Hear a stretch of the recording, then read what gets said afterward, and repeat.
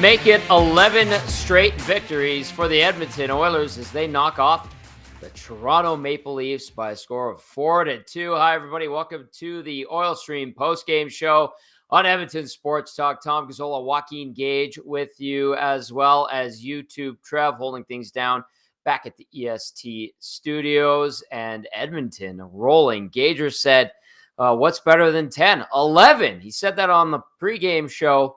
And he is right. I think fans are feeling it. Let's get Gager into the program. There he is, Joaquin Gage, ready to rock and roll. Gager, I mean, we're going to go into the game story and the game stats and all of that good stuff right away here. And we highly encourage people to text in their thoughts on the Oilers' 11th straight win, a 4-2 victory over the Toronto Maple Leafs, 780 218-99-99, as well as the nasty chat if you're watching on our EST YouTube channel. I'll just get your initial thoughts before we get into the nitty-gritty of it, Gager. Just the negative I have to touch on first, Tommy. Okay. And that's whoever picked the 3 stars, get out of the dispensaries, because the Oilers don't come close to winning this game without unbelievable saves by Stuart Skinner. Like, he was phenomenal in those first 2 periods, and even a few saves in the third. Unbelievable performance by him. That how he kept the puck out of the net on that scramble in the second period where his helmet came off, where he actually had to reach back down like between his legs and cover it. Like, that puck never crossed the line. Just an amazing performance, mano a mano with some of the best goal scorer on the planet right now, and he stares him down, and it takes everything away. Just a great goaltending performance by Stuart Skinner. That was awesome. And I know the narrative will be mostly on, there was some contributions from other players other than McDavid, and I know McDavid was big tonight. He had some. Leon had that horrible goal, but they don't ask how. But this 2 points should go to Stuart Skinner tonight. Well, if you're wondering who the 3 stars were, they were Ryan McLeod, Derek Ryan, and Austin Matthews. That is on the official game summary. Wow. Chew on that one all you want to, but no Stuart Skinner as we go into the scoring summary. I'm with Gager on this one, not just because he's my colleague and friend, but I completely agree. Skinner made some brilliant saves tonight, held the fort for the Oilers, and not rewarded. I'm going to assume maybe it was a Maple Leafs broadcast that picked the 3 stars of game. I don't know. Usually they used to come around and like have all of us jot down who we thought, and then they'd accumulate those. That hasn't happened in like 10 years. So they just give it to the broadcast. So that's how they pick them, as far as I know. Okay, 3 stars out of the way. Let's go to the scoring summary. Serenity now, Gager. Serenity now. In the first period, just 27 seconds in, Austin Matthews on a really nice feed from Mitch Marner. And they had Pontus Holmberg picking up the secondary assist. The Oilers got running around in their own zone. 1-0. Toronto Maple Leafs in what was a highly entertaining period, that's for sure. In the second period, it would be Morgan Rielly, his 7th of the season, from Austin Matthews, and again Pontus Holmberg to make it 2-0 Leafs. That one coming at 10:52 as Rielly sneaks down and kind of catches one through the body and arm of Skinner. And Rielly, obviously, pretty good offensive defenseman as well. Good instincts, as they say. Leon Draisaitl will cut the lead in half on that terrible backhander that Gager was talking about. His 21st of the season from Bouchard and Ekholm at 15:41. So we have a 2-1 hockey game going into the final frame where it was all Oilers. A nice goal from the 4th line on a really nice play by Ryan McLeod to get things started, transporting the puck through the neutral zone from his own zone.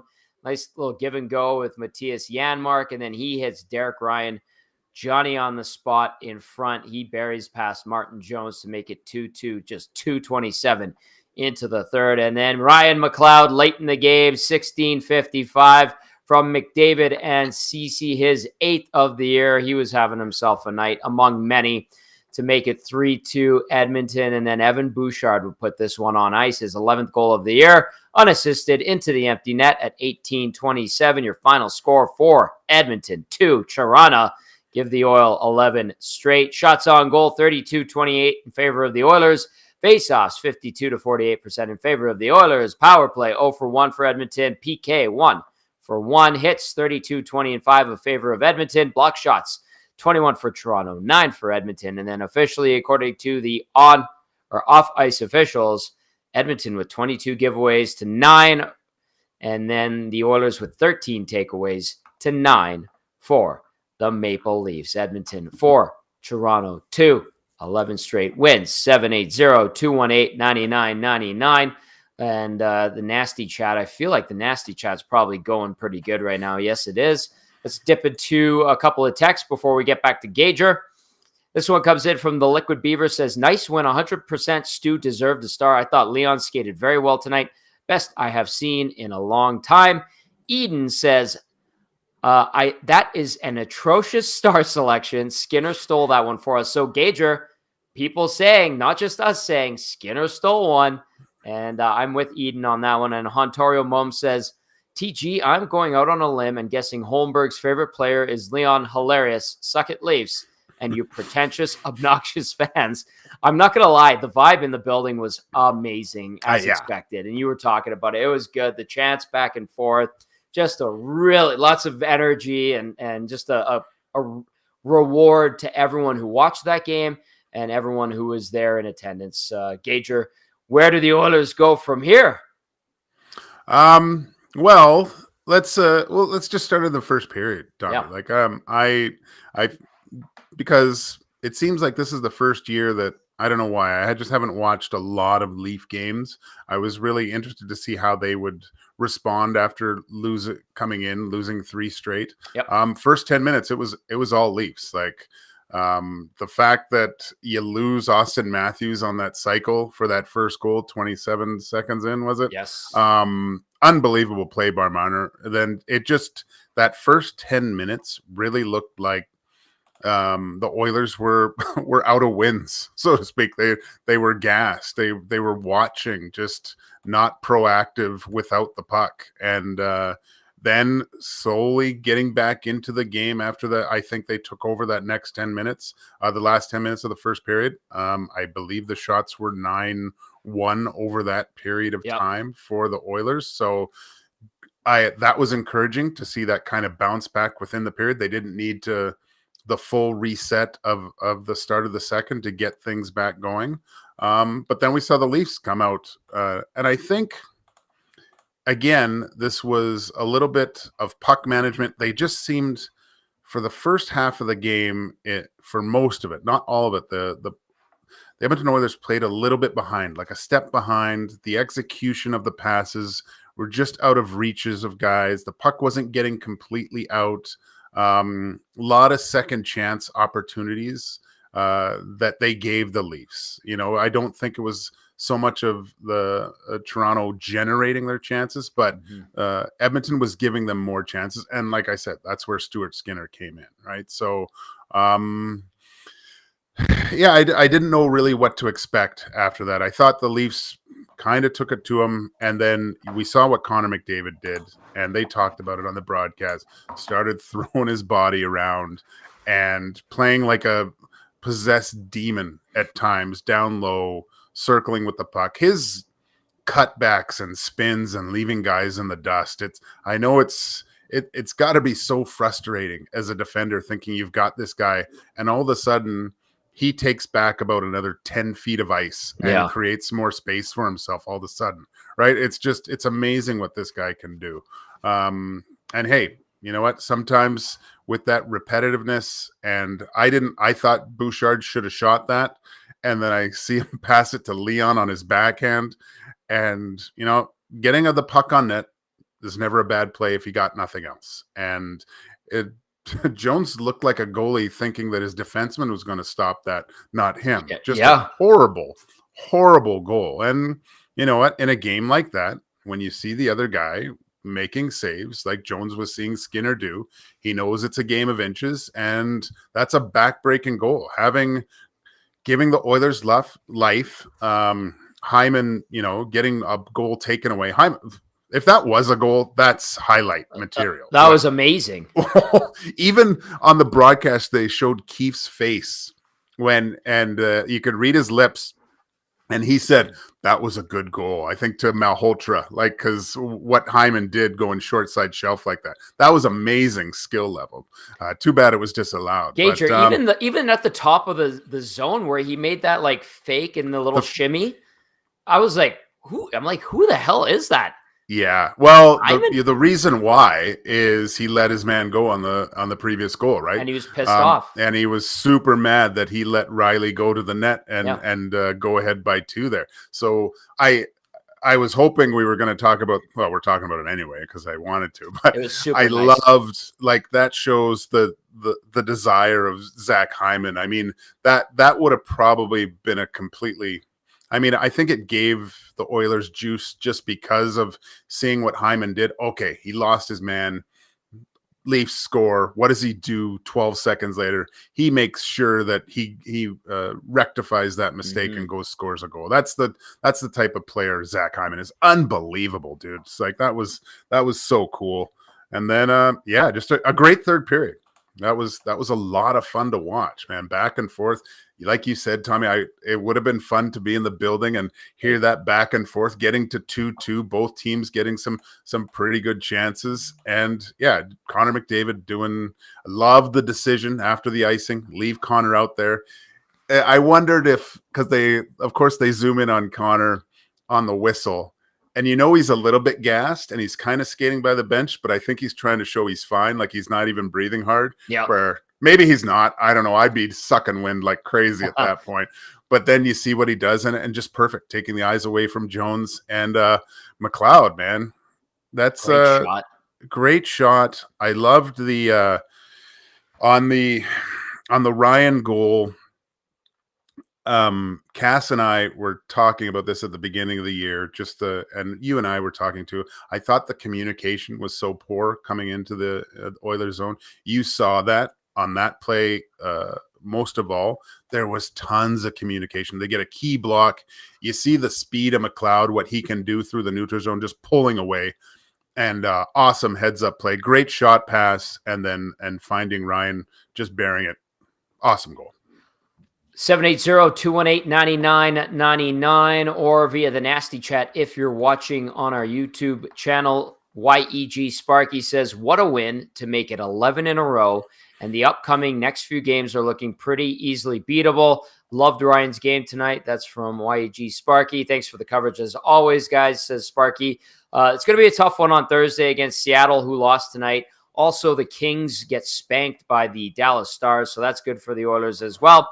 Justin says, Tommy, turning point in the game. Connor gets stripped by Matthews. Skins makes a huge save, and we roll on. Expletive, yeah, from Justin, who broke his non-swearing motto, I suppose, or he promised he wouldn't, but that's okay. In this instance, I'm more than all right with it, Justin. Thanks for the text.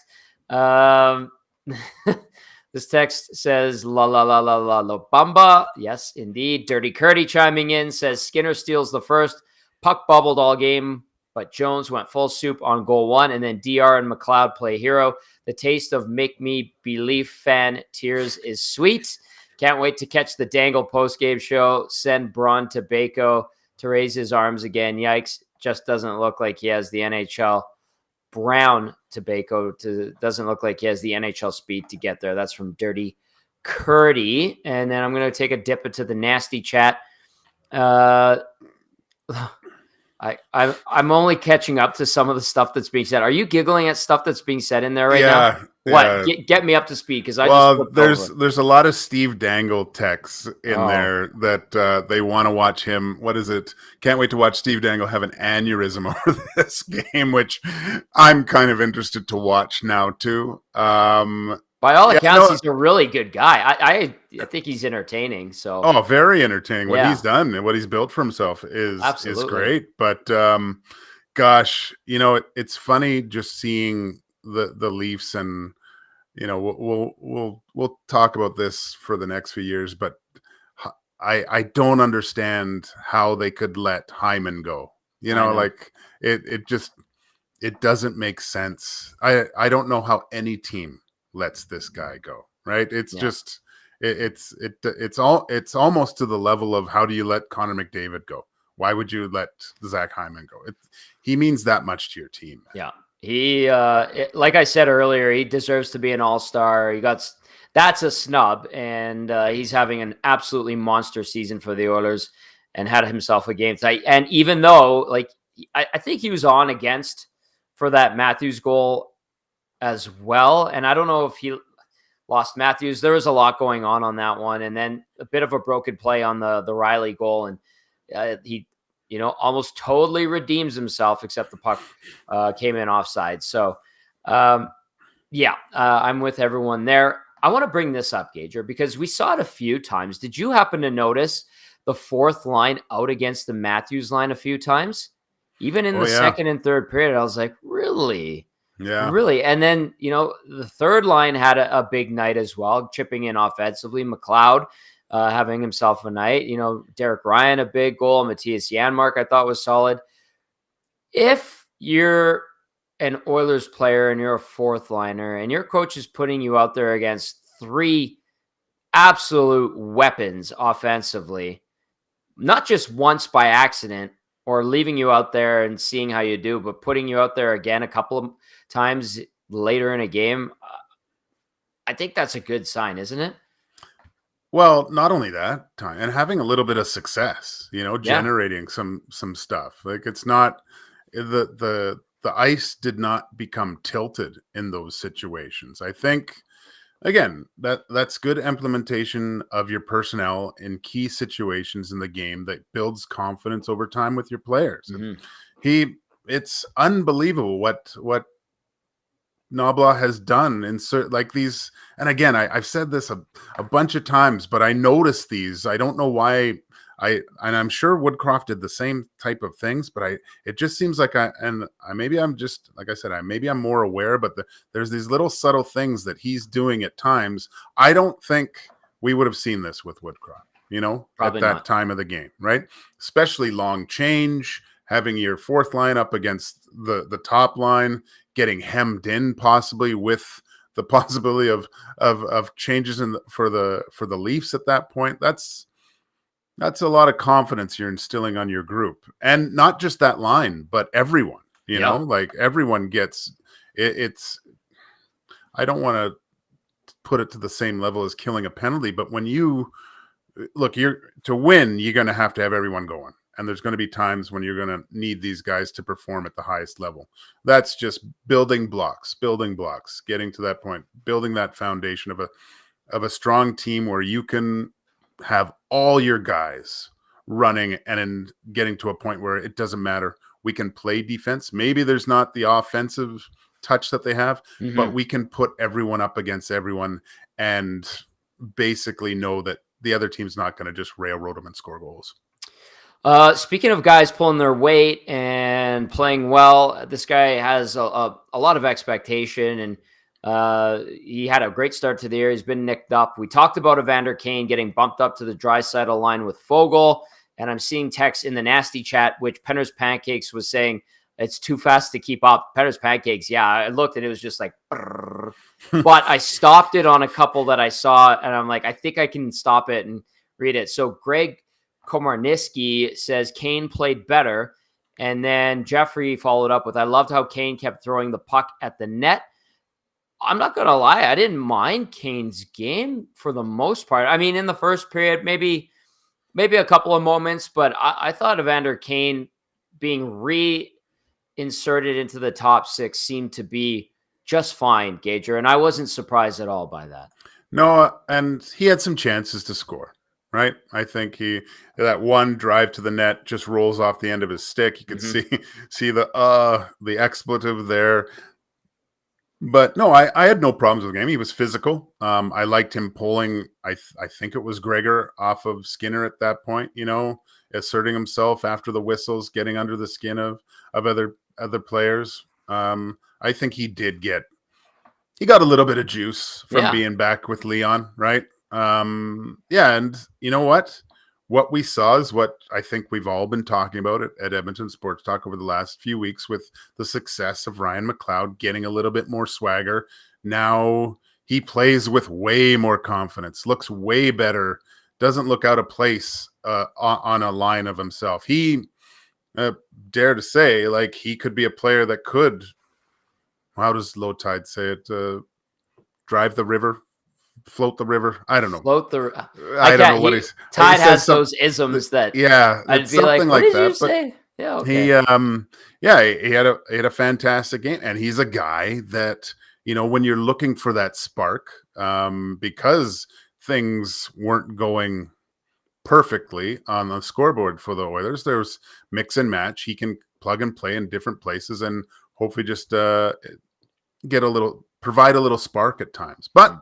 Then we saw what he was able to do on his line of himself, right? Yeah. Transporting the puck, getting the puck low, finding guys in the slot. Just a great game by McLeod too. But I think that's all from those last few weeks of playing with Leon Draisaitl and Warren Foegele. Mostly taking reps at center, although on Ryan's strong side, Derek Ryan would be taking those faceoffs.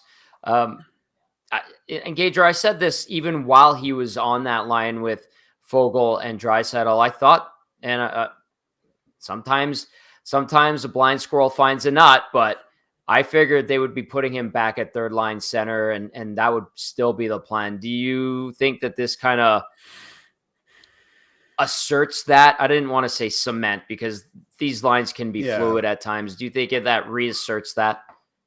I don't think anything's cemented, Tommy. You can't, I think there's, Dusty and I were talking today. I think Coach Knoblauch has let lines put together develop chemistry quicker than we've seen with previous coaches. I think even if there's no production right away, if he lets it marinate a little bit more, which I like. I mentioned that. I think it's good for team morale. And with that whole providing roles for certain players by putting players in the blender and not giving them that time with certain line mates, I think it's a little bit chaotic, and your role isn't as defined on your team if you're not playing in the same types of situations repetitively, right? So if I'm up and down, what do I do here? Well, am I trying to energy? Am I crashing, bashing? Do I need to produce offensively? Right. The roles are much more solidified that way by letting lines kind of percolate a little bit more. I like that. Saying that, I think it also, once you see some success, the confidence builds. It's a lot easier to plug and play in different spots if things aren't, if you do need to find something that gives your team a lift. Text in the nasty chat said, "Where did all the Leafs fans go?" That's from He-Man. Were they in there? Did they start trying to troll? Keep me updated. I'm trying to keep tabs on the nasty chat, but it was going pretty good. The Oilers win at 4-2 over the Toronto Maple Leafs, give the Oilers 11 straight wins. If you're the Toronto Maple Leafs, Gager, I mean, this is a team that has high expectations, a lot of similarities out east for this team as there were here for Edmonton, and they build up leads. There was a text that came in from Timber Woodsman, says the key to playing the Leafs is to let them get up a couple of goals, then wait, because you'll end up winning. And shout out to Timber Woodsman for using the proper word for plural leaves in the text, which I appreciate. But I mean, how many of these can you build up these leads and then lose? And now it's like 4 straight games that they're winless. If you're looking at it from a Maple Leafs perspective, Gager, what are you thinking? Well, the first thing that comes to mind is they're going through the whole spring, summer, winter, fall all in one game. They've got budding promise. They look good, and then as they start to change color, they just fall off the tree and lose it. Right? Like it's budding promise. It's tough. I've been in situations where you're losing leads like that. It's because you're looking for any sort of thing that's going to solidify that game for you, right? And the other team starts pressing, they score one, all of a sudden you had a 2-goal lead, it's evaporated, and your whole mindset of the game. They looked like a team that allowed the Oilers to kind of push, right? They were sitting back way too much after that 2-goal lead. They have to all play the same way, and you saw them in that, I would say, the last probably 12 minutes of that third period. They played really physical hockey, which I was like, wow, it was more like that first 10 minutes of the first period, I think. But I don't think there's any reason why the Leafs can't play like that it's difficult for a full 60, but definitely they should implement that way more throughout the course of a game, even if they're up by 2 goals, right? Right. Couple of texts to get to. I want to get to YouTube Trev and see how he's doing as well. He was fired up. Yeah, of course he's fired up. The real Polar Blair says, "Push the river, baby." Is that what Low Tide would say? There, thank you. There we go. Thank you. Love it. Low Tideism. And then PJ, aka Piss Jug, as he likes to be called, our buddy Pat out of Saskatoon, says, "Choke job, City, Toronto. They can't have nice things. LOL, Leafs 5th loss in 7 games, leading by 2 goals or more. Depth scoring, Tommy boy." Hello, PJ. Good to hear from you. Harry Manback, I cannot read that text that you sent in. Gager, if you go into the text line, you can laugh at that because he sent in a GIF as well. That's pretty funny. California Sam says, "Bouchard goal song tomorrow." Did you hear that thing? Oh, what a job by Dallas. Yeah. I went to high school with Dallas too. Really? So he lived across he was in Gunner dorm with me. I remember the face. I found this out this morning, so I got to go down to the basement and I'll get Dallas's actual high school yearbook photo that we can put up. So Dallas, you shouldn't have said this here. The 2 songs that he has sent in have been phenomenal. Awesome. Wait till Lieutenant Eric gets his hands on those and splices in some goal calls from Jack and Cam Moon, because that'll just hype that bad boy even more. Tube Sock says, "Connor Brown is the Tobias Reader of Jared Smithsons." I thought he had it there, man. I mean, They always say with guys, like, at least I'm still getting chances, and he is getting chances still, right? Like that one play, I don't know who dove to block that shot. That was, sometimes you have to give it to the other players, right? Like that was an unbelievable play by the Leafs defenseman there to make sure that the shot didn't get to Jones at that point. But I mean, Jones makes a pretty good save. Like, I liked the shot selection that Connor Brown had on that that partial mini breakaway, right? Yeah, quick shot. Don't think, meet, just throw. And Jones makes a good save. So what he's doing, I think, is good when he does get his opportunities to score. But a lot of times, tonight anyway, it did seem like he was getting thwarted by just really good plays by the opposition. Yeah. 4-2 winners. The Oilers are 11th straight win. You're listening and watching the Oil Stream postgame show. Tom Gazzola, Joaquin Gage, and YouTube Trev with you. The goal scorers for the Oilers: Draisaitl, Ryan, McLeod, and Bouchard. For the Leafs tonight, Matthews and Riley. The Oilers outshoot the Leafs 32-27. Stuart Skinner had himself a nice night, and Martin Jones probably wants that Leon Draisaitl goal back, like Gager was talking about. Jones, 28 saves on the 31 shots he's faced tonight. And then as for Skinner, a really solid performance. We didn't even say he stole the game. Listeners and viewers did, so we appreciate that. 25 saves on 27 shots faced for Stuart Skinner. All right, let's go to YouTube Trev. YTT, as EST Glue Guy likes to call him. YTT, are you doing all right? Are you happy? What's going on there? Yeah, I'm buzzing right now. I mean, how can you not be buzzing? I'm kind of just like the chat, right? Just such an entertaining game. I loved every second of it.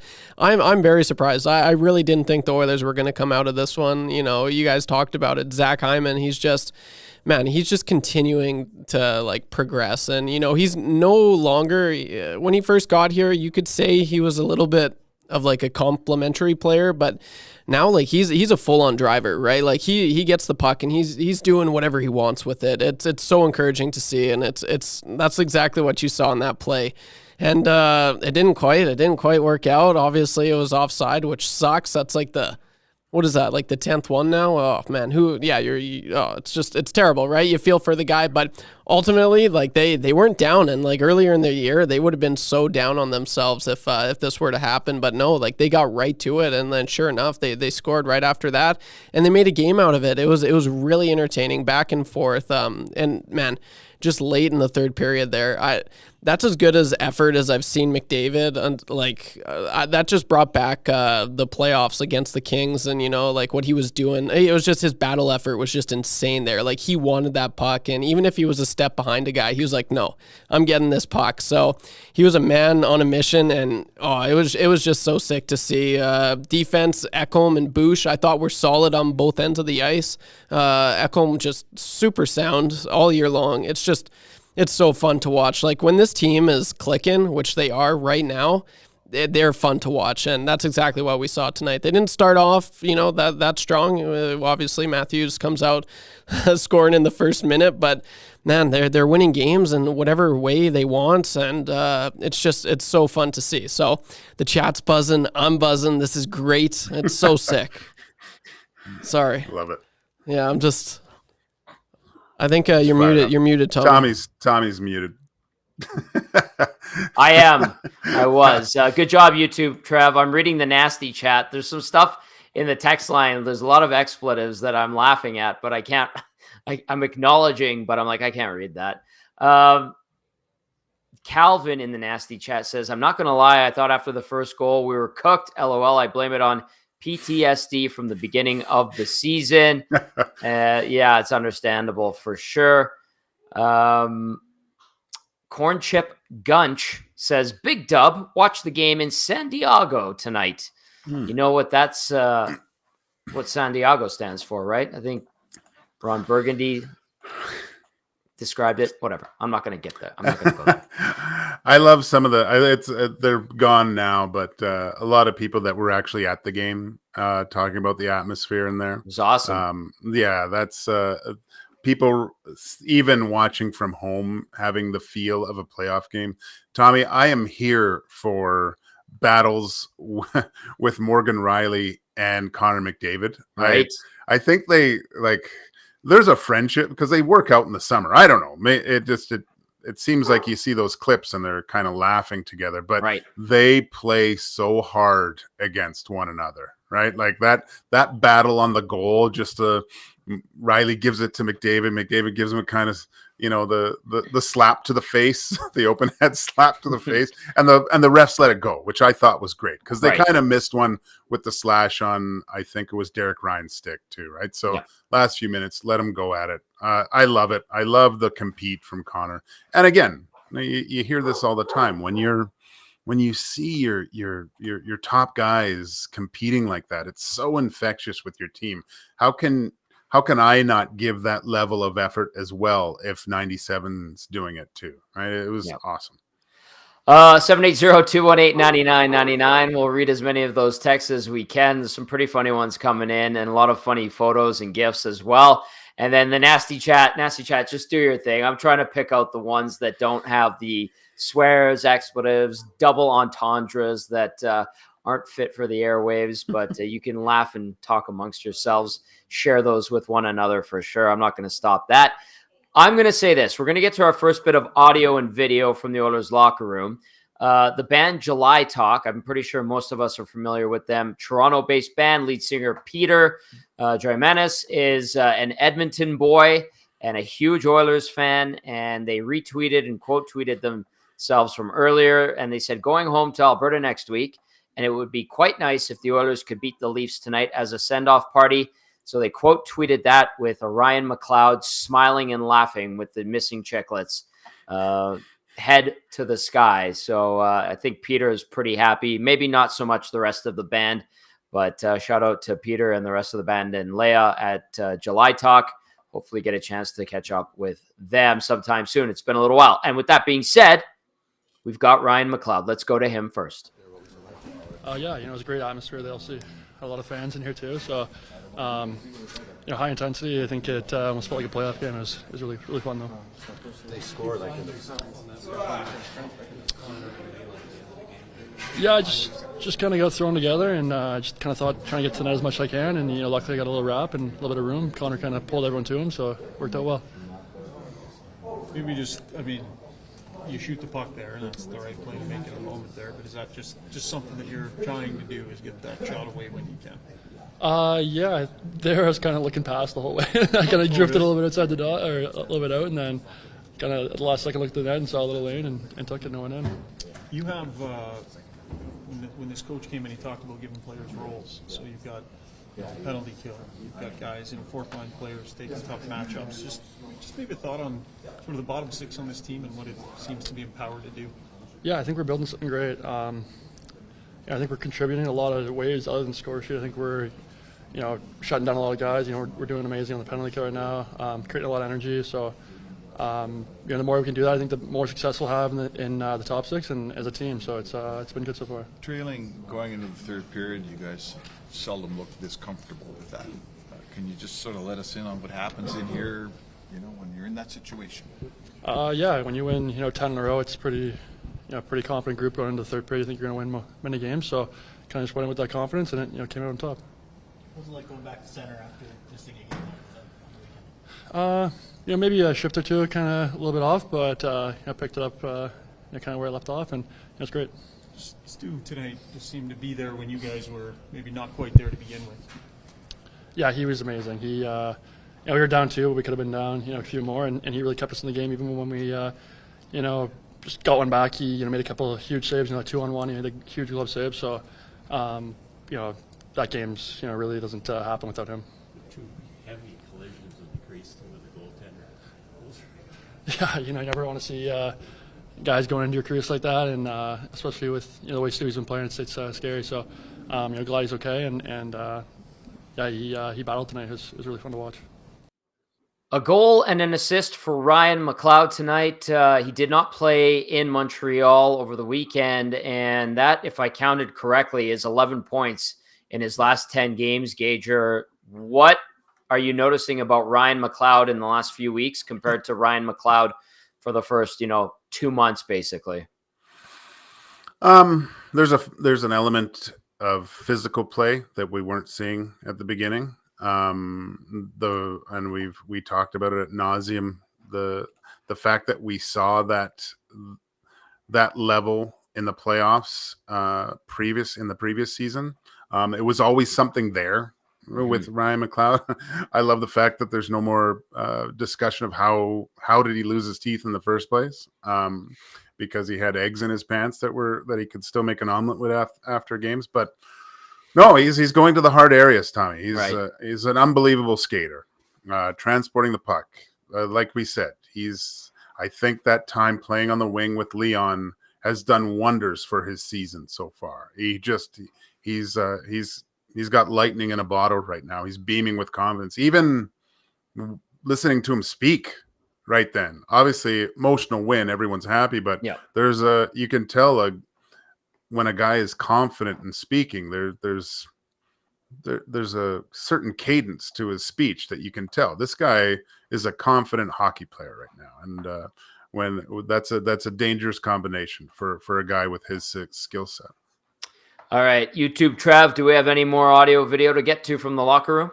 Yeah, let's go to Stuart Skinner. He was amazing all night long. Here he is. Grind that win out today. Just a good performance right. Yeah, it was massive 2 points. I think we stuck with it through the whole 60 minutes. Again, down going into the third.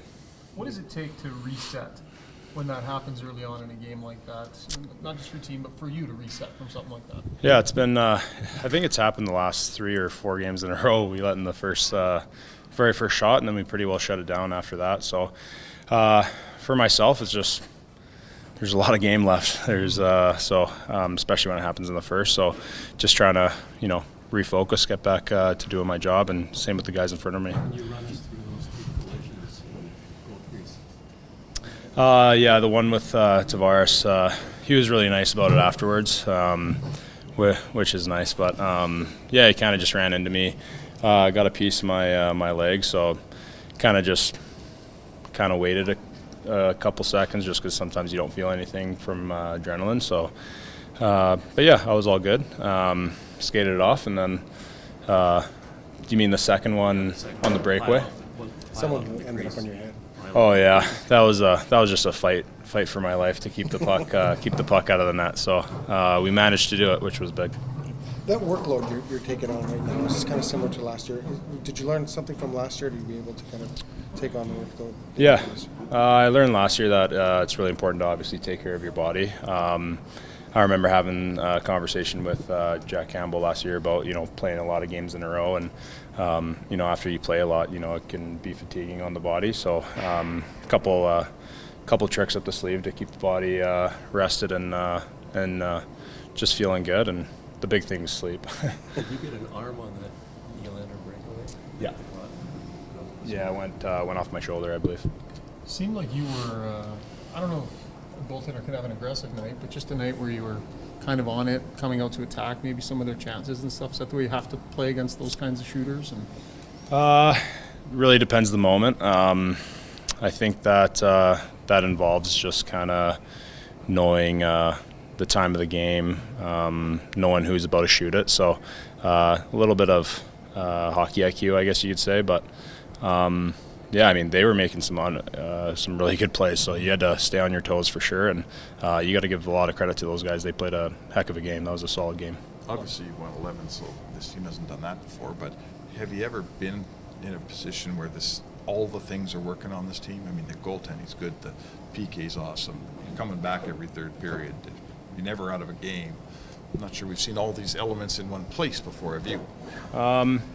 I'm not too sure, to be honest. I remember when Eki got traded over here, we were on an incredible heater as well. But just knowing how we feel right now as a squad, I think you kind of said it. Like, we're just feeling really good, and I think that a big reason for that is actually how we started. Being able to come together as a team and no men behind. So it's been fun being able to play like this together. Just follow up on Mark's question, and not only offense, but it seems like a lot of different guys chipping in. What do you say, I guess, about the depth contributions, especially in the third period, to pull you guys ahead? Massive. We got 4 solid lines that have been working. Obviously we got some top dogs, but I think so much credit should be going to the guys in the third and fourth line. They keep the puck out of the net. They defend hard. They get the puck in deep. They're rolling, and you can tell that they're feeling it too. So that's massive for any team. A bit of a different atmosphere. So many Toronto fans out there.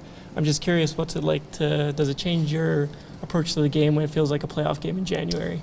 Yeah, it did feel a bit like a playoff game. It was so loud in there. Kind of had a couple. It was a little bit of a reminder of kind of what playoffs was like last year. So it definitely makes it a lot of fun. And yeah, I'm glad that we were able to beat Toronto and beat the Toronto fans out there. You're muted, Tommy. All right. Yes, I know. Some jokes there from Stuart Skinner, and a good all-around performance from him, as some people in the nasty chat and the text line saying he's stolen. Gager outlined and discussed how well Stuart Skinner played overall, and then how he held the fort when things were getting dicey, even when they were down 2-0. Gager, when you're listening to Stuart Skinner, is there anything that kind of stood out to you that you could pick up from him? You're like, all right, I kind of get an idea of where he's at inside his head. I like the question of, I think it was from Spec, that asked about how the reset, right? Yeah. It's a lot easier. I mean, as being Stuart Skinner, I'm sure in his mind he thinks he can stop everything. But the fact that the first goal, not much you can do in that situation. A lot easier to shake off at that point, right? That's a breakdown in your own end, giving the best goal scorer on the planet right now an open net, essentially, right? So you a little bit easier to let that wash off your back.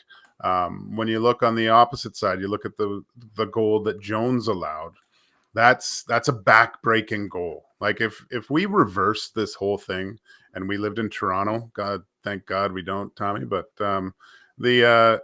we would be talking about how that goal cost our team, the team that we were speaking about, the game, because that's a stoppable puck, right? And that gave the Oilers so much life, got the building back into it, everything, momentum from that point on. So Stuart Skinner's just a confident guy. I love the fact that there was a physical game for him too, and I mean that by a lot of crashing the net. Right? There was points where he had to show how strong he is. He talked about that second one where they crashed the net, and he's got his hand back down between his body, holding that puck on the other side of the line. I don't think it would have counted anyway, but he still was able to keep that puck out of the net, right? That's just a guy that's, man, I'm trying to think like that, how he's playing now. There was times Mike Smith provided some pretty solid goaltending, but I don't think we have seen Stuart Skinner play at this high a level in a very long ever. As an Oiler, this type of consistency. I just in past games, he's really coming into his own as an NHL goaltender because he's staring down guys like with straight ahead shots, and he's able to take them away. Right, like there was the one low blocker save with his stick in the third period. The shooter escapes me, but it was just a tremendous save. I even wrote it down. Like that was the game right there. That's a goal 9 times out of 10 a lot of the times, right? The little piece on the Nylander breakaway, that gets it and gets it off the bar. Like just, man, that's very difficult to do. But what we're seeing is right now with Stuart Skinner is a guy becoming a bona fide NHL starting goaltender, which the Oilers, I think, have been asking for a decade, basically, at this point. So good for him. Hopefully he can keep it going. Gager, the post-to-post on Pontus Holmberg, where he got the glove on it too, I thought was outstanding. And it's funny, he talked about like getting rest and sleeping well and all that. As soon as he said that, I kind of chuckled to myself because him and I had a great chat this morning, and while we were talking, I was like, what have you been up to? He's like, not much, man. Just being a dad. He's like, I'm loving every minute of it. I'm like, are you sleeping? Because your boy's one now? He's like, yeah, he's one. And he's walking. And I'm like leaning on stuff walking. He's like, nope, just walking. And he was talking about like his wife and when he's away, the support system around her to help her out with her and Bo. And so it was interesting. Like instead of being like, just living, enjoying, he's like, no, just being a dad, man. I'm like, you're 25 years old. At that age, Tommy, you do get they sleep a lot. So I'm sure there's a lot of I remember with mine, there was a lot of chest sleeping with the kids, right? You lean back on the couch and put on Bluey or whatever, Treehouse something, and kids kind of fall asleep on the chest there, and he probably catches a few Z's at that point. So I sure did back in the day. So that's I'm sure there's a little bit of dual napping with him and his boy. Adorable. All right, YouTube Trev, any more audio video to get to? Yeah, we got Leon Draisaitl, who got his 21st of the season. Here he is. On the job your goalie did to kind of hold down the fort for you guys a bit there. Yeah, he was amazing, especially early on. I guess throughout the entire game, he made some big stops at the right time. It's been great for a long time now, so it's a really, really good game of him. How would you describe kind of the flow of that game, the way it started, and then what it took to get back to it? I thought it was just a really competitive, good hockey game. It's a good team over there, lots of skill. They defend really well, actually, for how much skill they have, So, obviously, we showed some composure again and stuck with it. So, it's another huge win for us. Where is that composure coming from now? Like, what exudes it? Yeah, I think if you do it a couple times and you win a couple games late, a certain way, you build trust in that, and you build a level of comfort in knowing that there's no rush to open it up and score in the first minute of the third period to tie it up. So I think it's just a maturity level that we're reaching right now that obviously needs to continue to develop and get better. But yeah. Your team has searched for that solution for, probably a really long time. How big a deal should we make of the fact that you look like a team that's starting to win those games by habit now? Well, it's definitely big, especially in May and June. Those games, they're all going to be tight. But I would have to say that we've shown it before. We've done it before. We've gone far in the playoffs before. So I don't think it's only this year, but I feel like there's a level of composure, maybe hitting the next level a little bit this year. You have McLeod on the board, Ryan on the board. You have a fourth line that took some shifts against Matthews. Maybe thought on all of that. Yeah, that's our team right now. You can send out any line against any matchup and be okay with it, and all know what we're doing and commit to that. And obviously, a couple of really big goals by Clowder and Rhino. So they've been great for a long time as well. Could you have a new line cooking there with you, Connor and McLeod? Do you think you have something there? We'll see. I wouldn't split up the first line right now. Not quite yet. Yeah. You've been here for a while through good times and bad, and I know it's only the regular season, but how good does it feel now that you guys are doing what you're doing? Yeah, it feels great. Of course, winning always feels great, but we've worked extremely hard to put ourselves back into it, and by no means are we anywhere where we can let off the gas. That's something that we need to be aware of, and I thought we did a great job of that tonight again. And obviously, we're not even halfway through the season yet, so there's lots of hockey left to be played. All right, there's Leon Draisaitl. He picked up a goal that kind of got things going for the team tonight offensively. Also finished +3 and chipped in with 3 shots as well as 55% on the dot. 21-11 time on ice for the big German in the Oilers 4-2 win over the Toronto Maple Leafs. Tom Gazzola, Joaquin Gage, and YouTube Trev with you. You can text us 780-218-9999 or in the Nasty Chat. Nasty Chat's doing its thing. Unbelievable.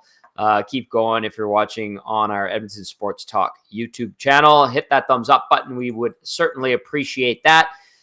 Gager, I wanted to throw this one at you. We do have Chris Knoblauch. I just want to throw this text at you from Dirty Curdy, who says, "Hey, Gager, do you start Pickard against the Kraken, then unleash Skinner on the Flames, or as Dirty Curdy calls them, the Shames?" Oh, yeah, I do. Definitely.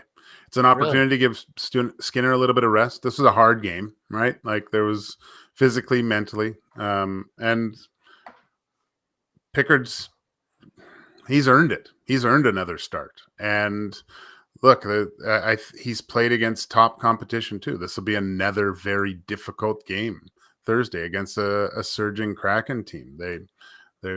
This even more so. I think this will be even a little bit tougher of a matchup, just because of the personnel are different, but just because of the confidence level of a team coming in after winning a few. Right, they're making up ground, and they've got their sights on the Kings just as much as the Oilers do at this point. Right, so I like that. I like giving. I don't want to be giving my backup goaltender or my number 2 guy the meaningless games, the games that you're supposed to win. Give them the games that require a little bit more responsibility from the team as a whole if they want to win. And it just, again, we talked about putting the fourth line out against the other team's top line. Yep. This is the exact same thing, Tommy. Putting your guy in against a really good surging team that you have to play your best if you hope to secure the 2 points.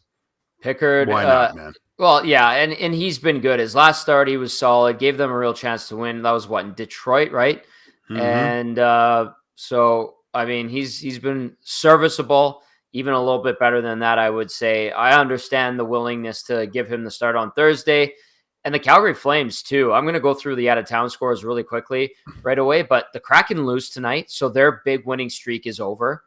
Or they lost 2 in a row. Pardon me. I should correct myself. So 8-2 after their monster losing streak was, kind of pushing them and helping them surge.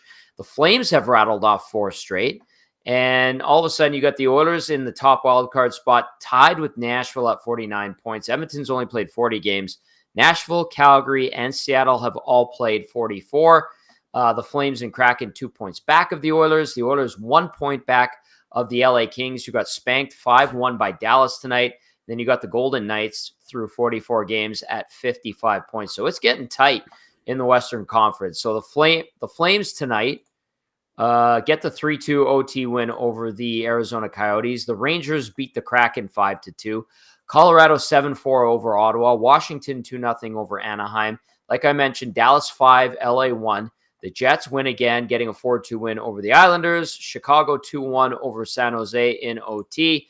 Oil get the 4-2 win over the Leafs. So that's the out-of-town scores and updated standings for you. Before we get to Chris Knoblauch, I do want to get this one in for where's Hansel's text? It came in a little bit earlier. There it is. I found it. This one I think we should definitely get in. Come on now. Nasties. There it is. Honest Hansel. Tommy, my wife is a huge fan of you guys, and her birthday is this week. Can you say happy birthday to Amanda Gager? I think we can wish Amanda a happy birthday for Honest Hansel, right?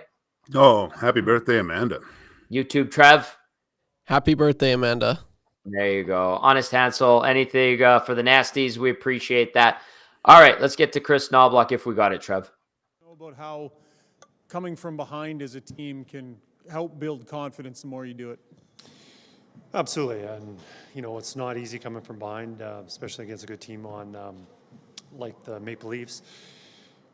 But I've said this many times where we don't get frustrated, we stick with the game plan, we don't have to alter anything drastically, we don't have to cheat on offense, we just have to work hard and make the little plays. And overall, I think we should have some goals, more goals during the game, and sometimes it doesn't work out. Goaltender plays well, and you're getting the breaks, whatever it is. But we, shown it many times. If we just stick with it, we have come through lately, and we just have to continue doing that. The game obviously didn't start the way you would have wanted. They got some pretty good momentum there early. As a coach, are you sitting there thinking, like, maybe there's some small things I can try and do to affect the way this is going? What role do you play in trying to make some adjustments early for that? As a coach, you can always make adjustments, but a lot of times coaches are making adjustments and really has no impact on the game. Yeah, we got off to a slow start. I didn't like it.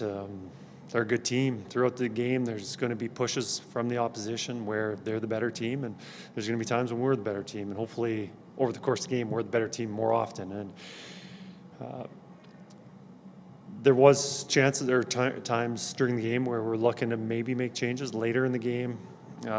We did some things, offensive zone face-offs. I believe we scored two goals, putting Leon and Connor together. One with Kane, one with McLeod, that led to goals. We made little adjustments there, but ultimately the game's about the players. Players usually figure it out. It's up to them to execute, and they have been.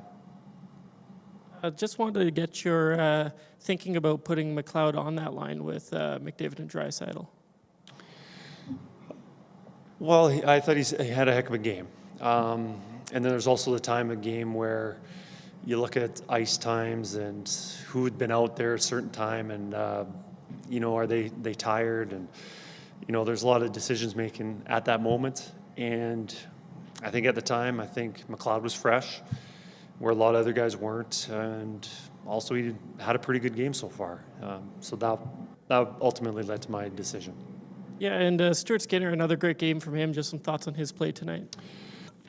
Skins has been great. He's been great for a long time and solid right from day one since I've been here. That's what I've seen, and right now he's been spectacular. Tonight I thought we had more zone time. We were in their end a little bit more, but I think we had the breakdowns. They had more grade A scoring chances, and that's where he came up huge. And, you know, there's late in the first period, I don't know, about 5 minutes left, or I'm not sure when it happened, but that one-time save he made off, I believe, with Holmberg, you know, that was, you know, we're down 2 or going into the second period, that might be a little bit different, but, you know, he was very key for us. Chris, I just want to go back to the... Yeah, Stuart Skinner really, really solid on this night. And even Chris Knoblauch pointing out that nice post-to-post glove save on Pontus Holmberg. All right, a couple more minutes here before we say goodnight. Unbelievable, Gager. We must have gotten the Gager bump tonight because huge numbers text-wise, lots of nasty chat action, and the numbers on the YouTube side look really, really strong. So a big thank you to everyone who chimed in. And I know it's Joaquin. It's all Joaquin, right? I don't think so, but it helps when there's a good goaltending performance, and then you know you get another old backup to come in and sweep it up. That's usually how it goes. Tom. Classic 1-2 punch right there. All right, let's get to a couple texts and then Gager's thoughts going into Thursday night against the Seattle Kraken. Norman at Combine says, great game tonight. Patience is the name of the game for the Oilers. Another great show. Norman at Combine. Norm, appreciate it, man. Brad from Crossfield wants Craig Button's rant from the morning show played on TSN tonight. I don't know if they would take our stuff, although Dusty does some work for them still. iMac says, is that Cates' kid interviewing Skinner? Sweet salad. That's sarcasm, LOL. iMac. No, that is one of the PR interns, I believe. All right, Gager. The Oilers looking for a 12th straight win on Thursday against the Seattle Kraken team that's been playing really, really well. What do you say to the Oilers if you're their head coach? Do you even say anything? How do you get them ready for that game on Thursday night? I think it's a little bit different type of game. I think it'll be a little bit more physical. Not that this one wasn't, but I think there's some more punishing defensemen on the Kraken team. We would all know what a good defender Adam Larson is, how good he would look in an Oilers uniform still right now if that was the case. But they've had success against this team over the last little bit, I think. So there's confidence there. They just keep rolling, Tommy. Manage the game a little bit better. You know, I think just I mentioned that execution, they just looked a little bit of a step behind. Coach Knoblauch said, and that does happen. You can't expect to dominate a team for a full 60, especially in the NHL. It's not possible. There's going to be pushbacks from other teams. It's how you deal with the pushback, and you bend and not break, so to speak, in those cases, right? So Oilers have done a fantastic job of that, staying with the system. These third period comebacks, I love. They're so difficult when a team usually gets to lock it down and you're really having to press. They're staying within their system. Just keep going. Just keep building that confidence. And, you know, you're in, and I know they don't talk about looking at the standings and things, but you're probably giving it a side-eye glance.